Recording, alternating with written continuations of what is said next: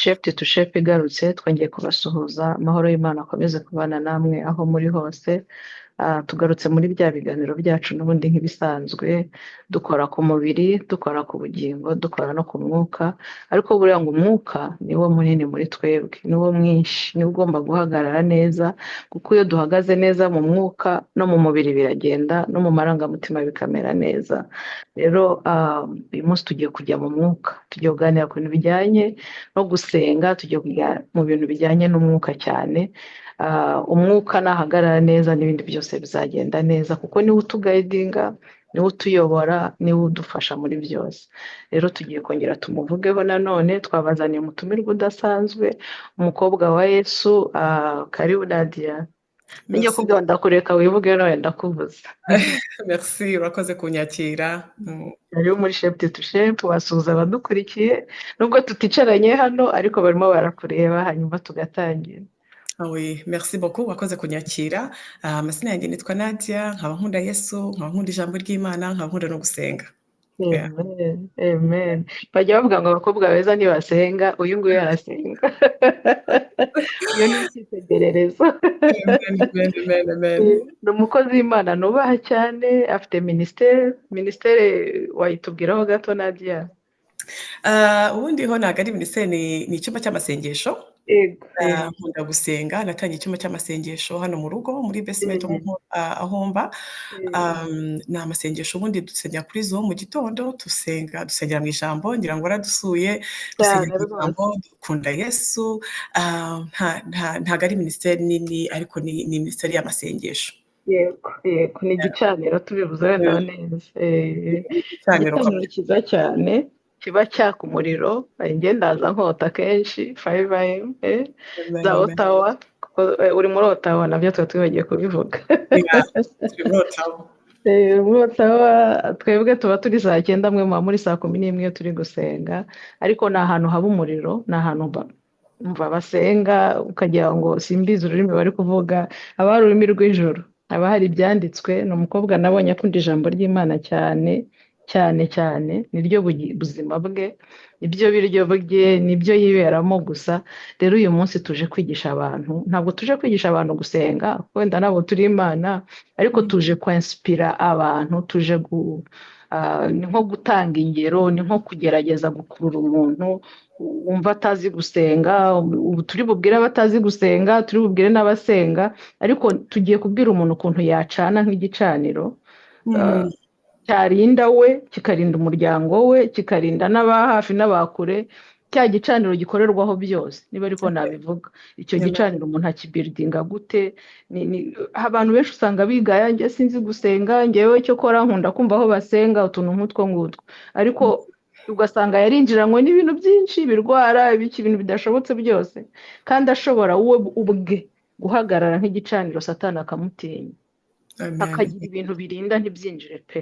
Wenda twahera ku muntu ku giti cye kugira ngo tuze kumva ukuntu yakwinjizamo n'abandi kuri icyo gicaniro. Amen. Gusenga, ubundi ho gusenga, Yesu yatwigishe gusenga, yaduhaye template yo gusengeramo, ariko njyewe navuga ikintu cyamfashije cyane gusenga ni ugusengera mu ijambo ry'Imana. Ahangaha nurushe nari ndasoma titre ngo shape to shape. One of the things that will shape you, cyangwa mu bintu bimwe bizagushapinga mu buzima, is the word of God. Ijambo ry'Imana yagushapinga, riragushapinga, rikakubumba neza, rikagushapinga in the image of God. Bibiliya ivuga ngo isi ngo nta shusho yari ifite, ngo iri mu busa gusa, ngo ariko ngo the spirit of God began to hover. Umwuka w'Imana yagenda hejuru, ngo y'amazi, hejuru y'ibyo bintu bidafite ishusho, hejuru hari umwijima, ariko ngo Imana ivuze, as soon as God spoke, the Bible says ngo and let there be, and there was. Ngo Imana yaravuze gusa, and there was. Natwe rero Imana yaduhaye ubwo bubasha bwo kwatura ijambo ry'Imana, to speak the word of God. Yo watuye bene data, God has put the nabivuga gute, we are co-creators with him. No, nabivuga gute mu Kinyarwanda, co-creators turafatanya n'Imana. Amen. So yo twatuye rero ijambo ry'Imana as we co-create with him. Ibyo because the Bible says ngo the heavens, ngo ijambo ry'Imana ngo rirahamye mu ijuru, kuko rihamye mu ijuru ntivuga ko bihamye mu buzima bwacu. So uko turyatura, as we are declaring the word of God, we are making sure that the word is established in our homes. Ijambo ry'Imana ririmo raba established muri famille zacu, mu ngo zacu, mu bana bacu. So rero ngewe navuga ikintu cya mbere cyagushapinga cyangwa cyagufasha gusenga ni ugusengera mu ijambo ry'Imana, is to study the word of God, ukarisengeramo. umugabo witwa Yakobo Bibiliya ivuga ngo Yakobo ngo he prayed and ngo Bibiliya ivuga ngo muri I think muri Jacob ni muri James sorry munyihanganire gatoya muri James Yakobo mu Kinyarwanda James 4 verse 3 wenda hadusomere ariho dutangirira James 4 verse 3 James 4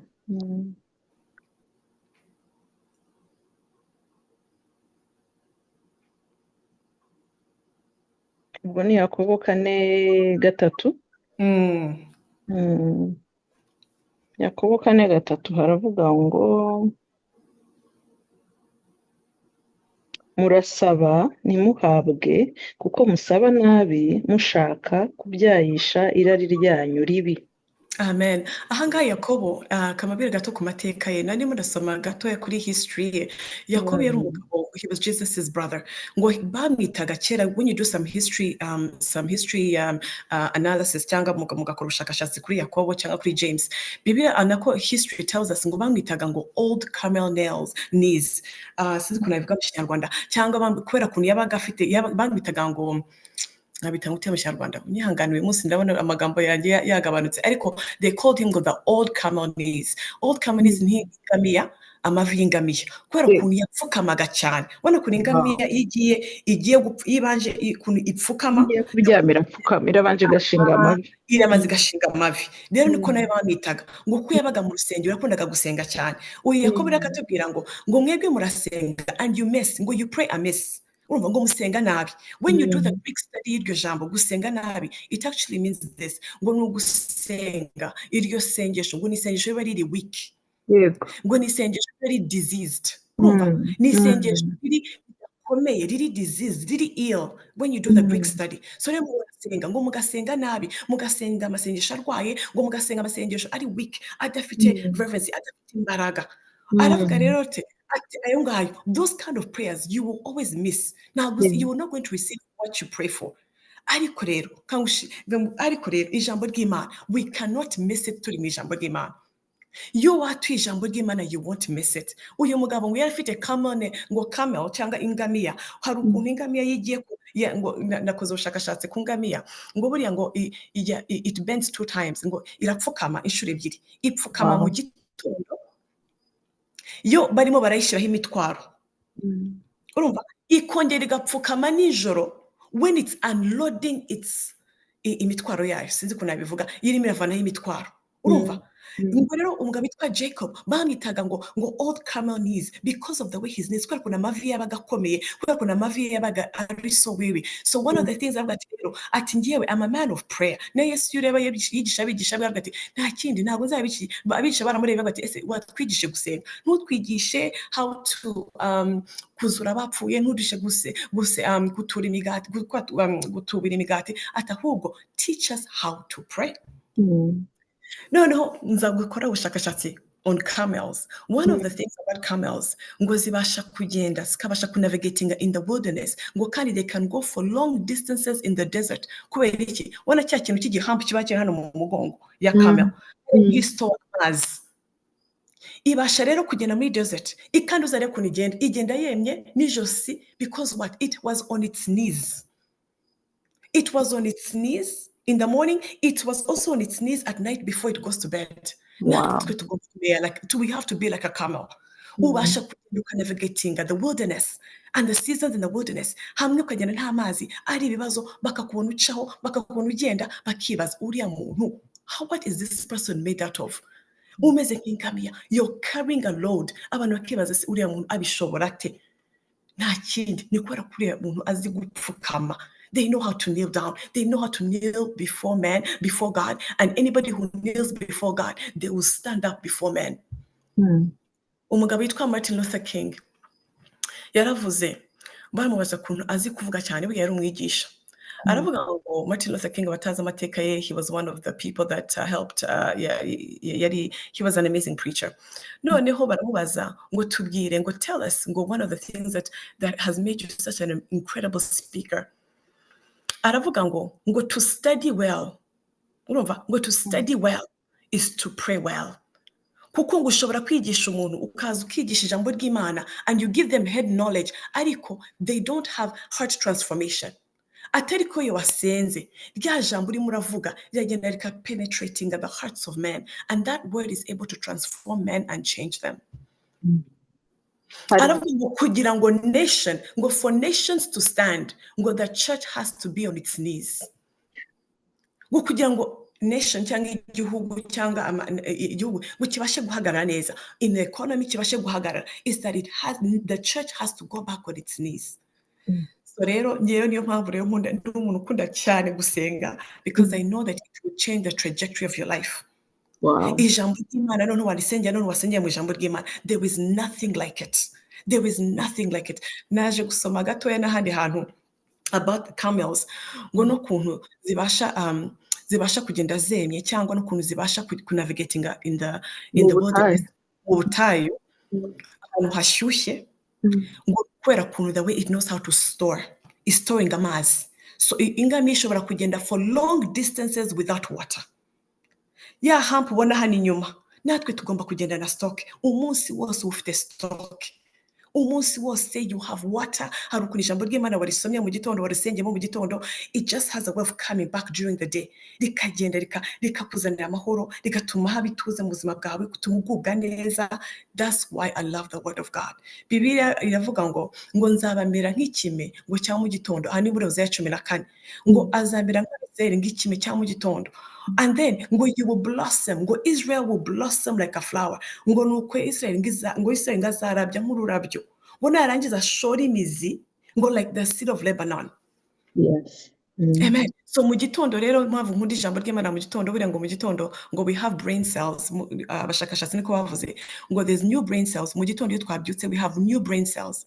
So rero the first 5 minutes, so kugira ngo ujye kuri internet, the first 5 minutes ni ukwita ujya mu ijambo ry'Imana, kugira ngo noneho you reset your mind and renew your mind in the word of God, kugira ngo umunsi wose ubashe kugenda nk'ingamiya, ugende uhagaze wemye, umerewe neza.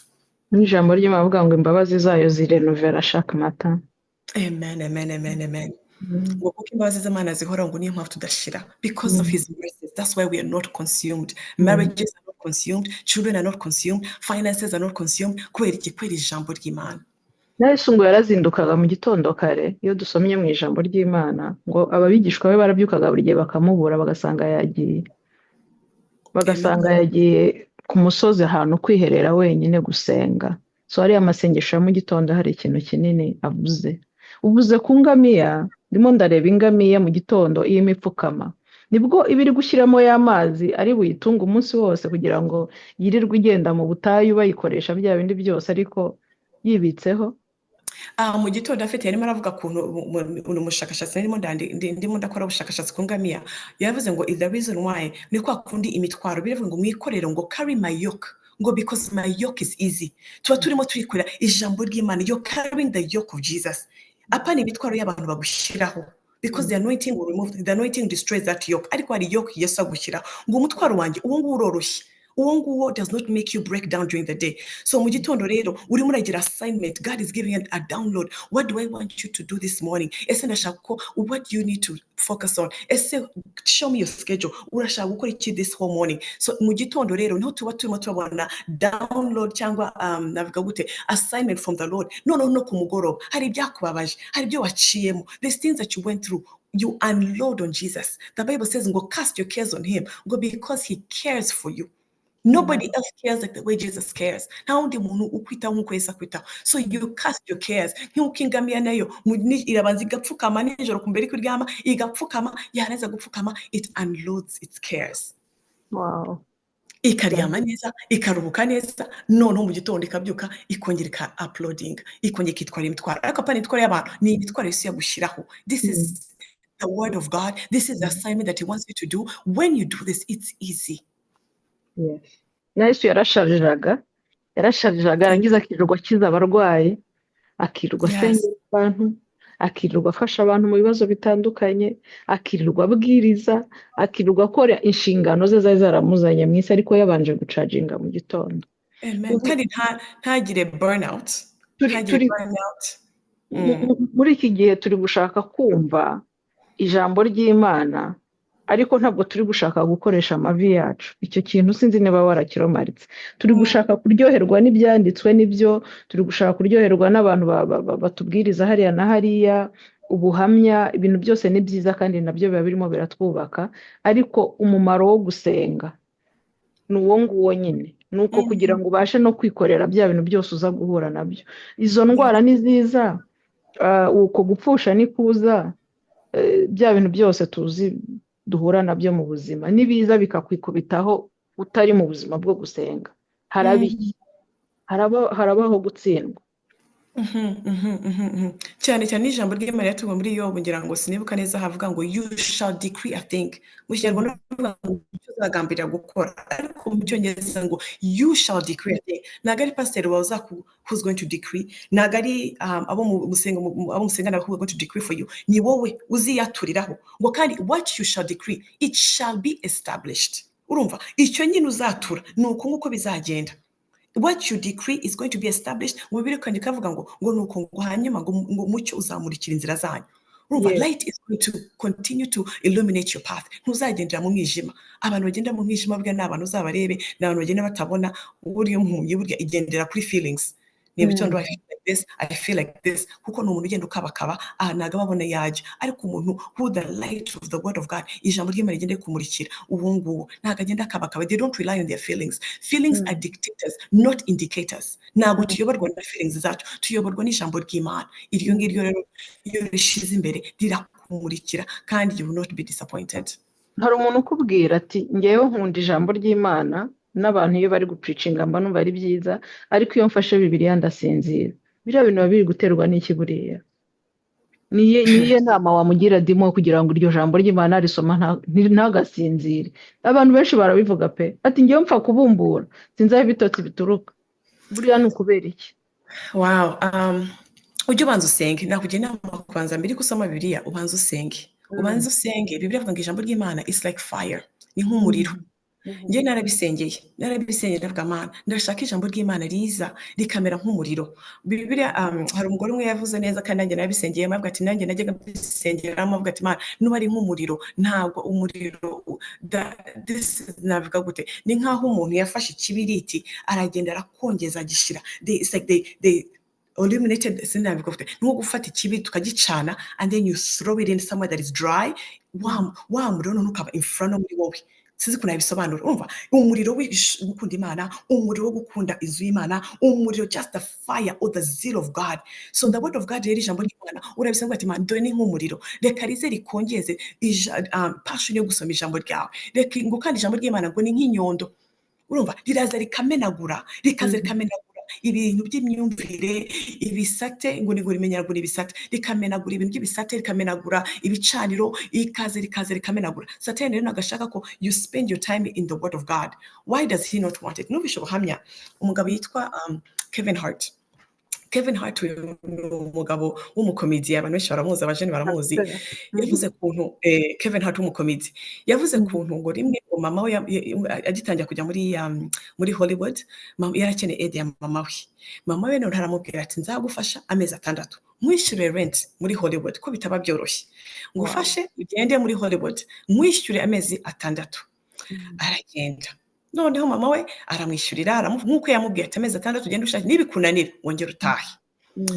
Muri amezi 6 mama aza kumusura rimwe, aramusura kwa gusura umwana wawe, asanga mwana rwose arimo aragerageza gukora auditions, arimo aragerageza byose. Noneho mama aza kugenda, ariko yaje kumusura asanga mwana ameze neza, aragenda. None umwana ategeza rent y'ukwezi gukurikira, ashaka rent arayibura. None mama akajya muhamagara kandi ati se mwana wanjye, ati wasomye Bibiliya, ati mu gitondo wasenze? Avuga ati ya nasenze. Ati wasomye koko wasomye Bibiliya? Ati nasenze. Ati mama, ati rwose nawe nyohereza rent, waranyemereye nyohereza amafaranga ya rent. Bigera hano no baramwandikira, bandikira Kevin Hart bambwira ati we're going to evict you. Ugiye gusohoka, we're going to evict you kuko ntabwo muri issue. Ahamagara mama we yihuta, avuga ati mama, dore none bampaye imisi rwose nyoherereza rent. Ambwira ati urasoma Bibiliya? Ati nabwo ndasoma ndasenga. Noneho yashobewe, bamubwiye ngo bagiye kumusohora mu nzu, bongeye kumuha indi ntuza ya eviction notice. Kuno byagenze, yafunguye Bibiliya asangamo ama check za rent muri ntuza muri Bibiliya mama yashizemo. Kwa kuri mama yamubazaga ese urasoma Bibiliya, ese usoma Bibiliya? Umwana ati yego ndayisoma. Kumbe amezi yose yandi 6 mama yashizemo amasheke for every single month. Wow. Bivuze gute rero natwe ahangaha muri iri jambo wenda ntabwo harimo sheke ariko harimo byinshi, harimo ubutunzi bwinshi. There is so much wealth in this book, in the word of God. Ntabwo wenda harimo amasheke y'intuza ariko harimo abana beza. Bivuga ngo nashatse muri igitabo ngo usanga nta kibuze, urumva ngo nta kibuze, ngo nta n'ikigore ngo kizabura ikigabo cyacu, niko birivuga ngo I've searched this book, I found nothing missing. Nta kintu na kimwe kibuze muri iki gitabo. Igitabo cy'ijambo ry'Imana icyo nshatse kuvuga. Ese urimo urasengera abana? Ese abana barakunaniye? Bibiliya avuga ngo abana bawe ngo nzabashimangira, ngo nzashimangira urubyaro rwawe ngiteka. Ndi muri Psalms 89. Ngo kandi urubyaro rwawe ngo nzaruranisha. Urumva ijambo ry'Imana rero rikambwira, I think muri Isaiah 61, ngo abana bawe ngo bazamenyekana nk'urubyaro Uwiteka yahaye umugisha. Urumva, so the word of God hanga nta kintu na kimwe kibuzemo. Ngo nashatse muri iki gihe angira muri Isaiah 32, ngo nashatse muri gitabo ngo I found nothing missing. Nasanze nta kintu na kimwe kibuze, nta kintu. Ese wenda ni ikibazo kudahama hamwe. Ese umeze nka Ruben ngo dore umeze nk'amazi ngo adahama hamwe, ugasengera umwana ufite ikibazo cyo kudahama hamwe, ikibazo cya instability. Ngo Ruben ameze nk'amazi, unstable. Ngo because of this ngo Ruben ndi muri Genesis, ngira ngo ndi muri Genesis I think 49 cyangwa muri Deuteronomy 33 yanditswe muri Ruben yari umwana wa mbere imfura ya Jacob.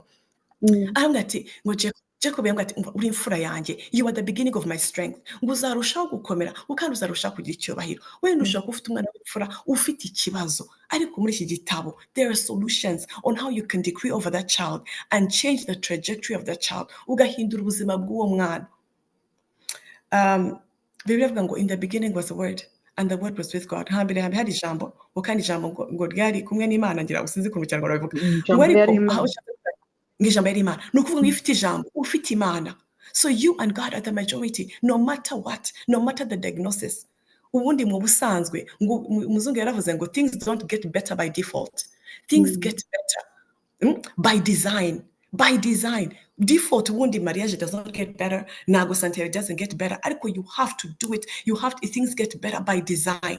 Rero design ya mbere nuko Imana, ijambo ry'Imana, you can design the kind of life that you want by the word of God. Ni kuvuga ngo wowe wahagaze neza, ibigusarondinze byose biribwiriza. Wowe wahagaze neza mu ijambo ry'Imana, mu gusenga no mu gusoma ijambo ry'Imana, ibindi byose birizana. Amen. Ni ukuri pe, birizana kandi urabihindura mu gusenga. Ngira ngo ni Esther Bibiliya avuga ngo Esther ngo Hamani yari yashatse guteza jenoside kubamaraho, yashatse kumaraho ubwoko bw'Imana, ariko Esther aragenda arakenyera arasenga yibuka kuntu Hamani ngo he was an Amalekite, yibuka ko Imana yavuga ati nzatsemba ubwo bw'Abamaleki, I'm going to destroy them forever. Arakenyera ngo arasenga. Bibiliya avuga ngo birahinduka, ngo itegeko ry'umwami ngo ryendaga gusohora, ngo ariko ngo birahinduka because Esther prayed. Esther arasenga ngo nuko birahinduka, ngo nuko Abayuda bari bo bagira ububasha ku banzi babo, ariko iyo Esther adasenga Abayuda nibo bari kugira ububasha. Ahagombaga kuba imorogo haje umunezero, hagombaga kuba jenoside, ahubwo abantu basigaye bifuza ngo Bibiliya avuga ngo they all wanted to be like what the Israelites. Abantu bifuza kuba nka buriya bwoko bw'Imana. So the only thing that can change that is the word of God. No gusenga ngo nuko birahinduka, situation ishobora guhinduka, finances zawe zishobora guhinduka, uwo mwana ashobora guhinduka, urwo rugo rushobora guhinduka, bikaba byiza. It can be able to change. Biravuga ngo haba umunezero mwinshi. There was so much joy, there was so much delight. Ariko because Esther yarakenyeye arasenga, aravuga ati not on my watch. Ngo nuko Imana irabihindura. Ngo kandi itegeko ry'umwami rigenda gusohora, itegeko kugira ngo itegeko ry'umwami nirisohore, decree umwami yatanze itegeko nirisohore, it takes prayer. Ariko uyu mugore, she was so determined with Mordecai, barasenga bahindura ibyanze guhinduka. Turi kuvuga igicaniro, ubu icyo turi gusobanura aka kanya ni cy'umuntu ku giti cye. Icyo numva uri gusobanura ni cy'umuntu ku giti cye, ni umuntu wiyemeje kuvuga ngo nta kizanyinjirana, ngiye guhagarara nsenge, nzajya mbyuka mu gitondo niragiza Imana, nsome ijambo ry'Imana, ndyihate, ndigume ndigemo, nsenge Imana inyigishe ukuntu barisoma, ndisobanukirwe. Noneho tugiye kuvuga ku gicaniro, reka mvuga ngo cy'umuryango. Uyu muntu yatewe, uyu muntu ntabwo yatewe ku mavi, donc yahamye, reka mbivuge gutya, uyu muntu yahamye mu gusenga, uyu muntu yahamye mu ijambo, uyu muntu yiyemeje ko agiye kugendana n'Imana, uyu muntu yiyemeje ko agiye gusenga agakunda ibyanditswe, sibyo? Noneho reka tuvuge ku gicaniro cy'umuryango. Uyu muntu araba umurinzi w'umuryango we gute? Uyu muntu aragira icyo gicaniro cy'umuryango gute? Kuko ni ibintu dukunda kumva, igicaniro, ariko araba centre y'abandi gute? Reka tubivuge nka gutyo kugira ngo uriko twumva bisobanukirwe, amenye uwo ari we mu muryango we, amenye nk'izo ngero zose wagiye uduha. Esita yarasobanukiwe, arinda abayuda bose. Reka noneho dusobanure n'uyu muntu. Yeah, that's such a good question. Reka wenda maze wenda ku rugero kuri njyewe, mbere yuko Imana ibanza igahindura umuryango wawe, igicaniro kirabanza kikaguhindura wowe ubwawe. Bibiliya iravuga ngo he's at work in you. Buriya kenshi Imana abantu benshi baba bashaka niba banananirwa bashaka ko Imana ibanza igakora hanze nkabaza. No, the Bible says ngo he's at work in you. Ngo both do his will and his good pleasure. So arabanza agakora umurimo muri wowe, akabanza agahindura umutima wawe, agahindura ibitekerezo byawe, yarangiza yamara kuguhindura wowe, then at that point niho ugenda ukabanza ukagenda ugacana igicaniro cya famiye, ariko ubanje guhinduka na famiye yawe yakureba bakureba ati nyamara hari cyahindutse ahangaha, nyamara hari ukuntu. Bibiliya iravuga ngo I think ni muri Acts ngo barasenze, ngo Paul na Silas barasenze. Bibiliya iravuga ngo imfatiro z'inzu y'imbohe ngo ziragenda ziranyeganyega.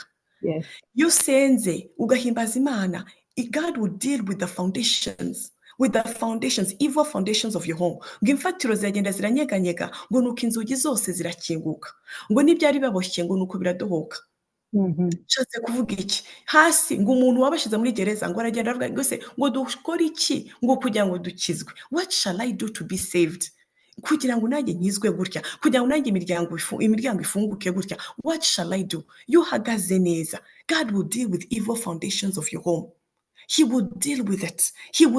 Kuko it has usually takes generations and generations kugira ngo izi mfatiro zibe established. Ariko nuhagarara neza, God will deal with those evil foundations. God will deal with the evil foundations in your home. Narangiza ibyari bikuboshye, Bibiliya ivuga ngo nuko ngo babashize in the inner cell, ngo ibyari biboshye ngo biradohoka, ngo the chains fell off, and as soon as they fell off, icyo nkundira Paul na Silas, Bibiliya ivuga ngo ntibahise basohoka.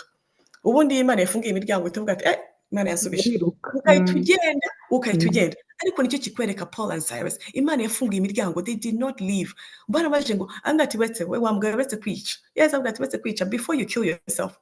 Reka nkubwire umurinzi wabo, the gate, the umurinzi wiyo ati mbere ko wiyica, ati wetse kwica, we are all here, nta numwe wagiye. He stayed there because what? He's like, hari undi muryango, hari famiye ikeneye gukizwa, uyu mugabo akeneye gukizwa. Uzi ko yagiye akagenda akamubwiriza, yanze kumubwiriza we n'uwo mujela na famiye yose irakizwa. Because what happened? Aha hantu ndashaka abantu bahumva neza kuko turi kubwira ababyumva n'abatabyumva. Wowe urabanje wikoramo umurimo first. Imana irabanje gukoramo umurimo. Muri kwa gusenga, muri kwa gushaka amaso y'Imana, munyegere nanjye nzabegera, abanshaka mwete bazambona. Muri kwa kwatura ibyanditswe, muri kwa guhora imbere yayo, ni wowe uri kubanza kumenagura, ni wowe uri kubanza kwica, ni wowe uri kubanza kumaramo kamere, ni wowe uri kubanza guhindura kugira ngo utangire kuba urumuri rwa babandi wifuza noneho nabo gukurura no gusengera. Absolutely. Imana yabanza ikagukoramo umurimo before he does it through you and around you. Ariko yabanje muri wowe. Niyo mpamvu na Bibiliya ivuga ngo you work out your salvation. It's in, but you work it out. Sinzi ko navuga mu Kinyarwanda. You work it out with fear and with trembling. Ariko yabanje kubikora muri wowe, yabanje gukora umurimo muri wowe, and then it comes out. And then when it comes out, he will work around you. abantu ariko bakunda gusenga avuga Mana mpindurira ababyeyi, Mana mfasha papa reke ibi, Mana mfasha umugabo wanjye bimere, ugasanga umuntu ahora imbere y'Imana abwira Imana ngo ihindure abandi, ihindure abandi, ihindure abandi, ariko n'uvuga ngo birahera kuri wowe hanyuma bimurike. birahera kuri wowe and it's going to have a domino effect. Wana nk'uko ntuza bihera kuri wowe bikajya domino effect, kandi Imana ikaza kubikemura mu by'ukuri bitakiri n'ikibazo. Ariko the fact that you're just Imana irimo iragukoramo umurimo muri pride, uzarebe muri pride mu cyongereza pride, hagati ya pride harimo I. Uzarebe muri sin, icyaha, hagati ya sin harimo I. Wow. Turi kumwe? Uzarebe rihese handi amagambo menshi hagati haba harimo I, ariko muri disobedience habanze I hakabamo na die. So for you to obey God, you have to die to self. Niyo mpamvu Paul yavuze ngo I die daily. It's a daily dying. And as you do this, it will have a bizikora, ntabwo ari ibintu bizikora, it will have a domino effect. Kandi Imana igenda ibikora ni ruto, slowly but surely. Ikibazo ni uko abantu bagera hagati bakananirwa, bakagera ngaho bakabivamo, ariko nkunda ijambo ry'Imana rivuga muri Hebrews ngo atura ibyiringiro byawe udashidikanya, ngo kuko wagusezanije ngo no kwizerwa, uwagusezanije urugo rwiza, wagusezanije amahoro, wagusezanije umunezero, ngo nuwo kwizerwa. He is to be trusted. Mu cyongereza I love it even best. Ngo confess your faith. Ngo umva atura ibyiringiro byawe, ngo be without wavering, because he who promised is faithful. Imana yadusezeranije no kwizerwa. Arabasengera ate rero? Arabazana gute imbere kuri icyo gicaniro? Arabashyiraho gute? Arabasengera bumva, arabasengera batumva, arabikora gute?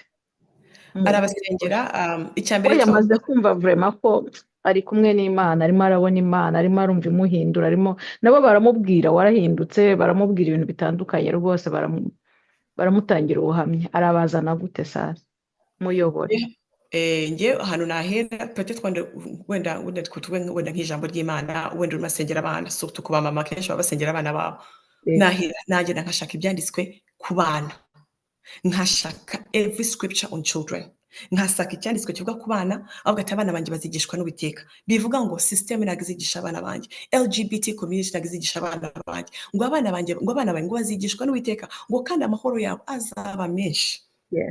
Ukatura ko Imana izigisha abana bawe, and I am a product of that. God has taught me. Imana yanyigishije Ikinyarwanda, yanyigishije gusenga. God is well able to teach you. He's so well able. Imana ishobora kukwigisha igakangura ugutwi, ikavuga ati Imana kangura ugutwi ku mwana wanjye kugira ngo abashe kumva nk'uwigishijwe. Urumva Imana igahindura mu cyongereza yavuga hasi aravuga ngo kandi numara gukangura ugutwi umaze kumvugisha muri message yavuga ngo umwana wanjye ntazabe rebellious, ntazagira umutima uri rebellious, ngo niyumvire amategeko yawe, ugasengera umutima w'umwana wawe, ukavuga ati Imana umwana wanjye ndasengera umutima we worohe, umutima we palpable, ube soft, ubashe kwinjiramo ijambo ry'Imana. None wenda uvuga ati wenda ndashaka gusengera umugabo, nawe ukamusengera ukamwatira ijambo ry'Imana, uvuga ati Imana waravuze mu ijambo ryawe ngo uzadushimangira ngo ahantu hakomeye nk'umusumari. Urabishoboye gushimangira umugabo ahantu hakomeye. Muri Hebrew ngo aho hantu ngo ni ahantu hari reliable, ni ahantu hari trustworthy. Imana igashimangira uwo mugabo ahantu hari trustworthy ku buryo na Satani nta n'umuntu n'umwe ushobora kuhamuvana. So njye one of the ways that I can kwatura ibyanditswe ukabyatura nk'uko ijambo ry'Imana ukabyatura udashidikanye, kuko uko wagusezanije no kwizerwa. There is nothing more trustworthy like the word of God, nk'ijambo ry'Imana. Ukatura ku bana bawe, ukatura ku rugo rwawe, ukatura wenda peut-être ushaka ufite ikibazo, wenda ukavuga ati mfite ikibazo cyo kutangira ndangiza amaproje, uvuga ati mfite ikibazo cyangwa umwana wanjye aratangira ntarangiza, ugashaka ikijambo rero nko muri ngira ngo ni Zerubbabel, avuga ati aya maboko ngo yashizeho foundation, aya maboko ni yazashiraho, is going to also finish the project. Ntabwo aya maboko azatangira ntarangize, ukayatura ukavuga ati aya maboko y'umwana wanjye, aya maboko y'umugabo wanjye, whatever the case is, ugashaka icyanditswe kijyanye n'iyo situation urimo uracamo, and then you begin to decree the word of God. That's it. The rest is history. Reka duhe nk'urugero rutoya rw'ukuntu nakwatura. Reka tuvuge wenda nk'umuntu, reka tuvuge nko ku mumama wabuze urubyaro, ni nayahe magambo yakwatura ni yese. Reka duhe urugero umuntu kugira ngo abyumve neza. Yajya yatura ibiki, yajya avuga ibiki, yabikora gute? no kwicara ahantu hamwe umuntu akatura gusa biza biri mu isengesho ni ukubigendagendamo mu nzu umubivuga muyobora aho hantu yumva ukuntu yahitwara. Kuri barrenness nahera ku ijambo ry'Imana rivuga muri ngira ngo muri kuva harimo ahantu ngo none shall be barren among you, niko bivuga ngo none shall be barren. Ukavuga ati Mana ijambo rye ko rivuga I think muri Psalms 138 ngo Uwiteka ngo uzatunganya ibyanjye byose, bivuga ngo ushobora gutunganya whatever is not functioning well mu mubiri wanjye kugira ngo nasinkwite. Mana ukatura avuga ati tunganya ibyanjye byose, utunganye muri finance, utunganye muri sante, ariko kubyerekeye urubyaro kuba hari ikitagenda neza wenda mu nda yanjye. It's a very sensitive subject, nagari suje wenda kunjye ntabwo nabyara nabona I cannot wenda sinabivugaho cyane, ariko numva ariho wahera ugahera kuri iyo gushaka scriptures zihuye n'icyo kibazo urimo uracamo, then you begin to decree the word of God. Before you know it, kandi buriya nibyo kari umuntu niba umuntu twatimo turaganira ndimo ndamubwira buriya abantu bajya bananirwa hagati bakananirwa especially at the place of bagiye gusarura, ukatura ukavuga ati Imana ko nta kintu kirimo kirahinduka, but continue to trust it. Ndibuka rimwe ngewe wenda amasengesho atangiye bize kumpa kazi natangiye gusengera mu ijambo. I had what they call sinzi kuno babyita muri quarter life crisis. Ni nka kwa kundi nk'ama depression abana b'abajene bagira. None umuganga ati cyangwa tugiye gushaka ku miti ya depression, ndavuga that devil is a liar and so is Jezebel. Ndabyanga. Noneho numva umugore wigishaga ku ijambo ry'Imana kuntu ijambo ry'Imana ari umuti. Noneho ndagenda ndavuga rero n'ubu ijambo ry'Imana ari umuti koko ngiye kujyana niyatureho ijambo ry'Imana.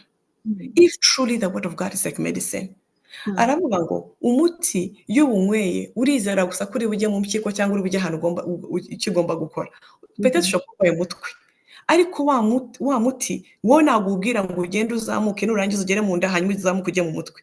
There is something in that medication, they call them receptor cells, that will attack wherever the problem is. Rero ni ijambo ry'Imana turarifata gusa wowe ukarifata nk'umuti, you don't know what it's doing. Ntabwo ugomba kuribwira ngo rirajya hano ngo rirakora iki, urifate gusa wowe urifate urirye, nurangiza kurirya ryo ryonyine it knows where it needs to go. Niba rijya mu mpyiko, niba rijya mu nda, aho rijya hose, ariko icyo tuzi cyo uko urimo urarirya it is medicine to your body. I think ni muri Proverbs niba bavuga ngo ni nk'umuti, it's like medicine to my body. So urafata ugakomeza ukiyaturiraho ugakomeza ukatura ukavuga ati ndabyizeye, shobora kuba ntacyo ndimo ndabona, but something is changing in the realm of the spirit. Shobora kuba nabibonesha amaso yanjye, ariko I know ndabizi neza nimbwira uyu musozi ngo shinguka, umusozi wa barrenness, umusozi w'amadeni, umusozi w'indwara, niyo mbwira ngo shinguka, ni ukuvuga ngo umusozi wundi ubushimangiye urimo urashinguka, nibwo ndimo ndabibonamo. Hari ukuntu urimo uragenda uba loose, urimo uragenda amavisi zikura bivuga, urimo uragenda uba loose. Immediate as I continue to decree, wa musozi ariko n'Imana yawushinguye yawujugunye mu nyanja. Ndi kubona kiriya giti Yesu yavumye nawe yakoresheje amagambo mu kwizera, yaravuze ngo yagishatseho ngo imbuto arazibura, handi ashonje, arangije arakivuma, arakibwira ngo ntuzongere no kwera imbuto, ntazagire n'uzagusaruraho. Yakoresheje just ayo magambo ngo bongeye kuhaca basanga ngo cyumye gihereye mu mizi. Muri uko kwatura urimo uvuga, ndabona ubwa wowe muganga akubwiye diagnostic igaragara, ariko wowe ubijugunya nk'aho uravuga ngo no way, the devil is a liar. Urabyanze deja mu mutima waravuze ngo no, ntabwo mbyakiriye. Wise uhamagara ijambo ry'Imana ibyanditswe, watangiye urakonfesa. Yes, natangiye ndakonfesa ndatura ijambo ry'Imana.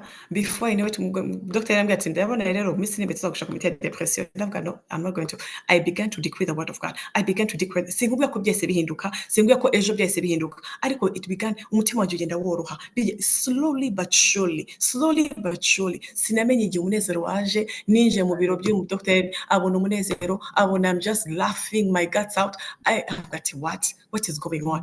Bibiri avuga ngo dore ngo Proverbs 31 nguriya mugore ngo Proverbs 31 woman uyu Imana yamukenyeje imbaraga ngo arangije ngo igihe kizaza ngo azaba arimo araseka, mu gihe kizaza ngo azaba arimo araseka. She saw me put my head back and begin to laugh. I begin to forget niki cyahindutse, nta kindi cyahindutse ni ijambo ry'Imana gusa. Nibwo nayisemenya ko the word of God is able to transform, it's able to heal, it's able to deliver.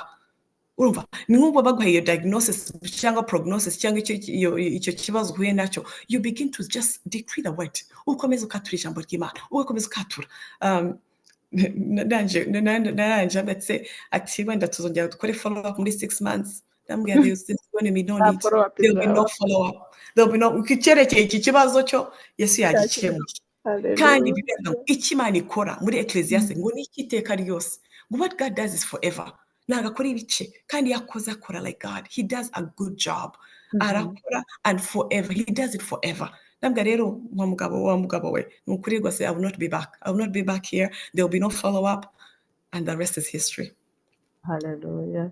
Nuvuga ngo aririnda we kwatura ikibi, ikiri negative arakirinda, ikijyanye n'ibidashimishije arakirinda, aratura imbaraga z'Imana, aratura ibyiringiro by'Imana, ararihamagara mu buzima bwe. Ndeka mbivuga ku ngufu, arabihamagara ku ngufu, yabishaka atabishaka, abihamagare kandi byitabe. Yes, absolutely. Na Bibiliya ivuga ngo he blessed them saying, urumva Imana yabahesheje umugisha avuga ngo be fruitful and multiply. So n'abakuvuma nabo they curse you saying, batura baba batura bakuvuma. Rero nabo kugira ngo wivumure cyangwa uva niyo mivumo ugomba kwatura, and the blessing of the Lord is so much greater than the curses. Bibiliya ivuga ngo nuko Imana gihindura imivumo yose, ngo Imana ntiyumviye Balaam, ntabwo yumviye Balaam, ngo ahubwo imivumo yose Imana ihindura iki? Ihindura umugisha. So God is able to turn every curse into a blessing. Just continue to decree it. Ngo he blessed Adam and Eve, he blessed them saying, yabahesheje umugisha yatura. Nawe uhesha urugo rwawe umugisha, uhesha abana bawe umugisha, finances zawe zihesha umugisha, watura. That I'm going to be fruitful, I am going to multiply, I am going to have dominion. Hari ahantu Yesu abigisha bigeze kumusanga, baramubwira ngo twagerageje ibishoboka byose. Nibaza ko mu byo kugerageza baraturaga nabo baravugaga. Arangije arababwira ngo hari ibidasaba gusenga gusa, ngo hari ibisaba no kwiyiriza. Aho naho wahatubwiraho? Yes, absolutely. Kwiyiriza iyo byananiranye, there's something called iyo byananiranye ukabona ko this is difficult. There's threefold. A threefold cord is not easily broken. Threefold cord sinzi kuna ivuga mu Kinyarwanda, ariko umugozi w'intuza ngo nagushobora gucika. Umugozi w'inyabutatu. Ushobora guca gucika. Hari ugusaba, hari noneho hari kwiriza, hari no gushyiraho n'igitambo. Ibyo bintu ari bitatu. Ibyo nuko ari bitatu, iyo byananiranye ukubitaho jene, byananirana ugakubitaho igitambo. Hari ibitemera gusa fasting, ubivuga ati batanze igitambo nanjye ngomba gushyiraho igitambo. Wow. So there has to be a sacrifice. Those three chords, when you do it, na Yesu yaravuze ngo ask, seek and knock. Hari realms za asking, ugasaba pe, ugasaba, ugasikinga, ni hahandi utangira kwiyiriza. Ukanone ugakomanga, utangiye kubita ibitambo, utangiye gushira ibitambo. That before cord cannot easily be broken. Yeah. Igicaniro kigomba kubaho ibyo bintu, donc ibyo bintu uvuze kugira ngo afashe uyu mudamu wanze kubyara cyangwa byananiranye, afashe uyu mwana wavuye iwabo wabaye ikirara wagiye hanze atazi ukuntu agomba kumufasha, yitegure ko ibintu bitatu bishoboka: gusenga, guhora imbere y'Imana, kwatura ibyanditswe, akaguma bimushyiraho, ategure n'ituro cyangwa igitambo. Aho hantu hagomba gusobanuka neza kugira ngo atange igitambo ni igikuraho ikindi gitambo. Mbabara ukadusobanurira Nadi. Arashyiraho igitambo ariko ari kuvanaho ikindi gishobora kuba cyaratanzwe. Reka wenda mvuge wenda ushaka kureba nk'ubuzima bwawe ukareba nk'ibintu biri cyclical, ibintu biri cyclical. Uyu mugore, ikintu cyambere kikwe ku mugore watwise wakiriye imbuto, wakiriye seed, nuko n'iriya cycle ihagarara. Iyo ubona ibintu biri intuza ukabona biri ubuzima bwawe bikomeza biri cyclical, ukana kuna depression komeza ukana ikuntu shaka ntuza depressiraza uko bigiye kugenda gutyo umwana ararwara, uko bigiye kungiye ko nakazi keza hari kigenda. Iyo ubona hari ama cycles mu buzima bwawe, that cycle can only be broken by a seed. Hari seed y'ijambo ry'Imana, hari seed y'umugore yakira imbuto yo when she has received the seed ya cycle ya 30 jours cyangwa 28 jours sinzi cycle abantu baba bariho buri wese abari ku cycle ye cycle irahagarara nicyo kikwereka ko there has been a seed. So if you want to break cycles, the seed is imperative. none niba ushaka guca uko kuguma ndashaka ko n'abanyarwanda babyumva niba ushaka ko uko kuguma kwizungurukaho guhagarara hagomba kubaho icyo gitambo hagomba kubaho igitambo cyangwa mu cyongereza bayita seed imbuto wala hagomba kuba imbuto hari imbuto y'ijambo ry'Imana ariko hari noneho n'imbuto iyo cycle kugira ngo breaking there has to be a seed. N'Imana ivugisha Abrahamu ikibazo cyari iyo usomye Bibiliya ikibazo cyari kuri Sarah niwe wari ufite ikibazo ariko Imana yagiye kuvugisha umugabo kuko he's the one that holds the seed. niwe ufite seed niwe wari ufite icyo gutanga niwe wari ufite seed ni ukuvuga ngo no matter how barren that womb is if the seed is powerful this womb uyu mugore arasama tu. Zachariah is the same thing. You usomye Bibiliya Elizabeth niwe wari ufite ikibazo kuko Imana atagiye kuri Elizabeth ko Elizabeth ari we her womb was closed ariko Imana ijya kuri wa muntu ufite imbuto ijya kuri umugabo angati umva rero ikibazo turagikemura hanga kuri seed ni wowe ufite seed. So the seed is able to transform this woman's womb even though the Bible says Sarah's womb it was as good as dead ariko because it was good as dead and there was a powerful seed in the man the rest is history. ubwoko bwa seed turabuvuga gute ubwo harimo amafaranga harimo kera batangaga amatungo bagishoraga kujyana umwero turabigereranya gute no mu buzima busanzwe seed y'umugabo it's anything abantu benshi bumva ko ari amafaranga gusa ariko it's really sometimes it's sacrifice it's your time. It's your time. Icyo gitambo wenda ukavuga mu gitondo that's also sacrifice kubyuka buri gitondo cyangwa buri joro ugasenga nacyo ni igitambo abantu benshi bubwira they want to only kwishyira ku mafaranga gusa amafaranga nayo arimo because it's your sweat it's your tears ugati Imana dore I believe you for this ugashyiraho seed. Umugabo umwe niwe bavuze babashije arimo arasenga kwa kundi maze abakozi b'Imana bamara gusenga none ukajya abantu bakaza imbere bagatangira bagasenga none umupasiteri amaze se ngo ashaka gusengera iki what do you want ngo nothing in particular undi amubwira ngo guess what you're going to get nothing in particular. Rero ugomba gupresiza icyo ushaka I want this n'Imana irakubwira ati ask for the nations ask nusabe n'ibintu bitoya ask for the nations mu magambo urakivuga mu magambo uvuga ati urashaka iki what do you want yabaje wa mugabo ricaye ku kidendezi amubaza urashaka gukira what do you want what do you want he would ask them over and over but urashaka iki rero ku gitambo I will let Mwuka Wera abayobore bitewe na situation umuntu arimo bitewe na situation urimo igitambo kiravuga ati ndashaka ko wenda imbere yanjye umpora imbere bishobora kuba seed is a lot of things people just don't think it's just money it's a lot n'umubiri wawe is a sacrifice but I want you to sacrifice your body I want you ndashaka wo kumpora imbere ndashaka ko wenda it's a sacrifice wenda kugira ngo uje ube muri kwa muri eglise yawe it's a sacrifice whatever God tells you to do that's a seed it's going to cost you it's something that costs you urabivuga umugabo yamenye ati Abraham niwe yavuze ati uburyo uzamenya ko ari imbuto ni igihe Isaka atangiye kuvugisha that's how you know it's a true sacrifice ati hanyuma Isaka buri avuga ngo yaramuvugishije that's how you know yo ituru ugiye kwitanga ukavuga ati hanyuma se biragenda gute hanyuma se hano biragenda gute urasiga umugabo aya masaha biraza kugenda gute how are you going to handle this ndiyorosora aya masaha ndiyorosora aya masaha aya mafaranga ndayatenga hanyuma se mortgage biragenda gute hanyuma se biragenda gute urumva biravuga ngo yagomba gusacrificing Isaac atangira aravuga buriya ni igitambo cyatangiye kuvuga kikakuvugisha ukavuga ati hanyuma mbwira neza kikagushyira ku mpande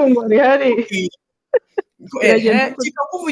kikakuvugisha amajwi akaba menshi ukibaza umutima ugatera ariko bivuga ngo turira. It's not tugasarura always easy duseka. to sow. It's not always. Ariko nidusarura tuzasarura duseka. Umugore umwe niwe Hallelujah. yavuze ati it's not easy. Icyo Imana ikubwiye gukora it's going to cost you. It's going to cost you time. It's going to cost you. Ariko at the end of the day uzasarura useka. Kandi ntabwo uzasarura ibyo wabibye. You're going to always reap more. You reap sheaves.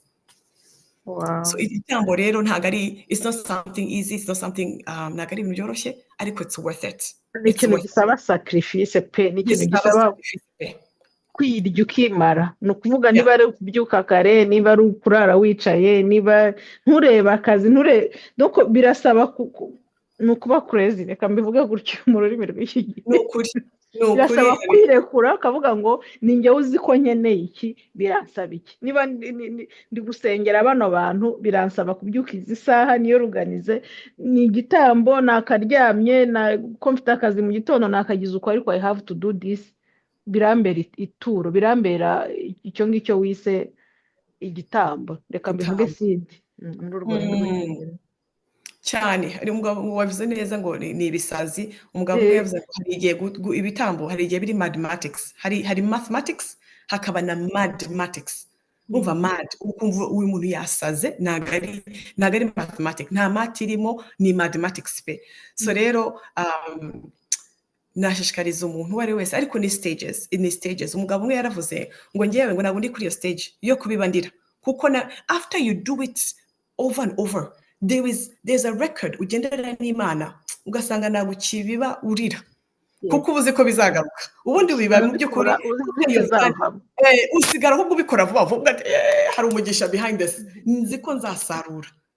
Buriya revelation ni wa wundi ukirira, ariko iyo umaze kubikora gatatu kadega useta ibirenge ukurura uvuga ati Mana ndabishobora, se biragenda gute. Ariko you build a track record with God, ukabona kuntu resume ye nziza, ukabona kuntu he has never failed anyone, kuntu Imana idashobora gufailing, and he's not about to start with you. Ukavuga ati no what, aturiya bibarira, ariko njye mbibanseka nezerewe kuko nziko it's see you later, you will come back to me shaken down, pressing together, running over.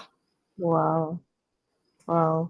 Umuntu atanga icyo afite, umuntu abiba icyo afite, umuntu abiba icyo ashoboye. Imana ishaka kugusaba ibyo udashoboye, biterwa n'ikibazo urimo, biterwa na situation urimo.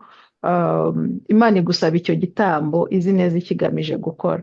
Ntabwo wavuga ngo ndifuza ko uyu mujyi ndimo uhinduka, ndifuza ko umujyi urimo bigirwamana byose bikubitwa hasi, Imana akaba ari ihabwa icyubahiro, ngo ubikore wivugira gutyo gusa. Hari byanga bikunze, hari igitambo kigomba kubaho, hari sacrifice igomba kubaho. Wow. Absolutely. Na Abraham. Nanjye vuga ngo na Abraham yasengeye Lot, asengera Lot, Imana iramutabara. Yasengeye Lot, destiny ya Lot irahinduka. Ariko iyo urebye ubuzima bwa Lot, nta na hamwe ujya wumva Lot yubaka igicaniro. Ureba hagenda na buri gihe na Abraham niwe ugeze ahantu akaba yubatse igicaniro, yagera ahantu akaba yubatse igicaniro. Ariko Lot's life nta na hamwe wumva na rimwe hari ahantu yageze aho avuga ati reka nubake igicaniro. Ariko uko byayimeze kose hari umuntu wari umuhetse. Abraham was interceding. Biravuga ngo nuko Imana irokora Lot. Why? Imana iribuka, yibuka Abraham, kubw'iyo mpamvu irokora Lot. Wow. Ese nibande Imana imurakurukiye kwibuka ku masengesho yawe n'ibitondo wabyutse ukavuga ati Imana wibuke uyu mwana wanjye, wibuke uyu mugabo wanjye, wibuke inshuti zanjye, wibuke kanaka. Uwo muntu Imana ikamurokora kubera kuntu wasenze icyo gitambo. Wow. Turagerageje kubicamo, turagerageje kumufungura amaso, cyangwa reka mvuge kumwumvisha. Ahasigaye n'aha Mwuka Wera kwikorera. Amen. Yemera abanza b'igitambo, niyemera abanza aterwa ahantu ahashyirwe kabisa, yemerera Imana imukoremo umurimo, yemerera Imana imuhindure, yemerera ahagarare mu gukiranuka, yemerera ashake mu maso y'Imana, narangiza abone no kuzana abandi. Mu kuzana abandi niho Imana izamubwira ngo noneho sacrifice kino, kora gutya ndabazana. Imana igumugisha cyane. Wow. Ngira ngo twaze tuganira gatoya, turimo turavuga kuntu nyine abantu benshi baba bategereje ko ukeneye ama titles kugira ngo Imana igukoreshe, uba ukeneye navuga gute se ama titles cyangwa ubupasiteri cyangwa abapasiteri abaevangeliste yeah. amatitire nk'ayo ngayo. Tugeze mu gihe Imana irimo irakoresha whosoever wills. Tugeze mu gihe abizeye Bibiliya ivuga ngo those who know their God. It's not pastors, it's not evangelists, it's abazi Imana yabo. Ubu tugeze muri cya gihe cy'abazi Imana kandi yabo bazakora iby'ubutwari. bazakomera Haleluya. muri ubutwari. Tugeze muri icyo gihe ku buryo navuga ngo ntabwo ari iby'abapasiteri tugeze mu gihe ku buryo bivuga ngo the opposite is true. Nutamenya Imana yawe uzaba wiki. Nutamenya Imana yawe ntabwo uzakora iby'ubutwari, ahubwo Satani azakugiraho ubutwari. Mu Cyongereza ngo they shall be strong and they shall do exploits. Meaning that the enemy can exploit you, he can exploit your children, he can exploit your finances, n'ubu utazi Imana yawe. So ubwa mbere ubanza umenye Imana yawe, umenye kandi urayimenyera mu byanditswe. Uyimenyere mu byanditswe, you know him through the word of God, through the logos. Ukuri soma uzakomera, urugo rwawe ruzakomera, abana bazakomera, umutima uzakomera, amavi yawe azakomera. Just like amavi ya James ngo yari akomeye nk'ingamiya. He was constantly on his knees. Umugabo witwa Conrad Hilton yari umugabo w'umusenzi. Buriya ama prayer breakfast tubona muri yatangiye n'umugabo witwa Conrad yari founder y'ama Hilton Hotel. Izi Hilton Hotel tubona hanze aha ngaha. Umufounder yari umusenzi. He was actually a man of prayer. Mama yaramwigishije ngo aramubwira ngo investment ya mbere uzakora ntabwo ari ukugura amahoteli, ntabwo ari kurenovating amahoteli. Investment ya mbere is the investment of prayer. Wow. Prayer is not time wasted. Prayer is time invested. So kumara igihe cyawe urimo urasenga, hari ijambo nkunda cyane, I think ni muri Psalms 32 havuga kuntu ngo pray in the time when ngo usenge igihe Imana ibonerwamo, ngo kuko ngo hari amazi yisanzura atazakugeraho. Nubwo hari ibintu bitakugeraho iyo usenze. Shake muri Bibiliya wanjye. Ni gushakira iryo jambo ko riramfasha cyane, ryaramfashije. Ni ukuvuga ngo iyo usenga hari ibintu uba wubaka, hari ibihome uba uri gushyiraho umwanzi atapfa upfumura uko yibonera. Yes, absolutely. N'ijambo ry'Imana riravuga ngo azatwubaka, ngo kandi twubakitse by'ukuri. Yubaka inkike zawe kandi uziba zubakitse by'ukuri. Reka ndebe muri ntuza ngira ngo muri Psalms. Psalms 32, 32. Umurongo wa 6 nuhabona.